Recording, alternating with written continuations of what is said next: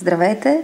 В това много кратко видео ще се опитам да ви запозная с съдържанието на първия от серията от 3 вебинари, онлайн семинари, под общото заглавие на училище с мен, Мадлен Алгафари. Първия ще се състои на 21 юни от 17 часа в неделя, за да е удобно и за българите, живеещи в чужбина, и темата е Пътят към удоволствието. Ще говорим за това какво е удоволствие, но не в тесния житейски смисъл, забавление или релакс, а за това кои са основните ни човешки потребности и защо е наш дълг човешки да се стремим към тяхното задоволяване.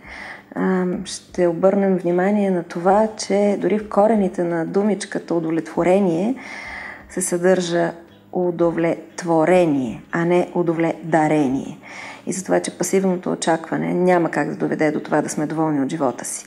Ще говорим за това, кои са основните наши човешки потребности, тъй като целият ни живот преминава в постоянния цикъл на поява на потребност и действие, отнесено към нейното задоволяване. Социалните ни потребности, тъй като сме първо социални животни, принадлежност и утвърждаване, т.е. да не сме самотни и да сме признати.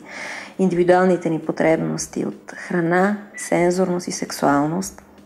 Храната се включва не само гастрономическия смисъл на думата, но и духовната храна, нещо, което напоследък беше забравено, особено в миналия материален 20 век, но се възражда в 21.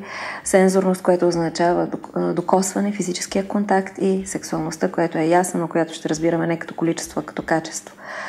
Ще се опитаме заедно, дори и прекалено опростителски, да изчислим доколко всеки един от участниците, разбира се всеки за себе си, е удовлетворен от живота си към днешна дата, кои са начините да бъдат наваксани липсите, защо те са се появили, какво липсва, защо липсва и кой е начина да променим това, тъй като истината е, че удоволствието ни зависи преди всичко от нас самите, не от обстоятелствата.